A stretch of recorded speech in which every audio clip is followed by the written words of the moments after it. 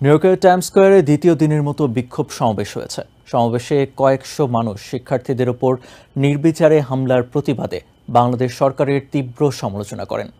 এ সময় তারা প্রধানমন্ত্রী শেখ হাসিনার পদত্যাগ দাবি করেন। এর আগে গত বৃহস্পতিবার বিকেলে টাইমস স্কোয়ারে বাংলাদেশের কোটা বিরোধী ছাত্র আন্দোলনের সমর্থনে কয়েকশো মানুষ বিক্ষোভ করেন। রোববারের বিক্ষোভে বাংলাদেশে গত কয়েকদিনের সংঘাতে নিহত ছাত্র হত্যাকাণ্ডের বিচার দাবি করা হয়।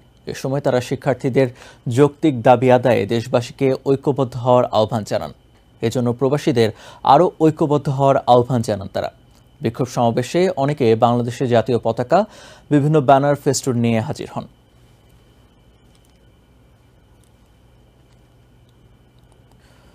বাংলাদেশে ছাত্র আন্দোলনে হামলা এবং হত্যাযজ্ঞের ঘটনায় গভীর উদ্বেগ জানিয়েছেন আমেরিকার কংগ্রেসম্যান গ্রেস মেং। সোমবার গণমাধ্যমে পাঠানো এক বিবৃতিতে তিনি বলেন, বাংলাদেশে ছাত্র বিক্ষোভে মৃত্যুর ঘটনায় তিনি গভীর শোকাহত। ক্ষতিগ্রস্ত পরিবারগুলোর প্রতি সমবেদনা জানাই। এ ঘটনার সুষ্ঠু সমাধানের জন্য অন্য সহকর্মীদের সাথে সাথে আমিও স্টেট ডিপার্টমেন্টকে উদ্যোগ নেওয়ার আহ্বান জানাই।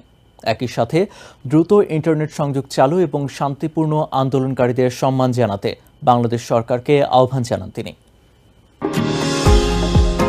নিউ ইয়র্ক থেকে সম্প্রচারিত TVN 24 টেলিভিশন বিশ্বজুড়ে বাঙালির কণ্ঠস্বর।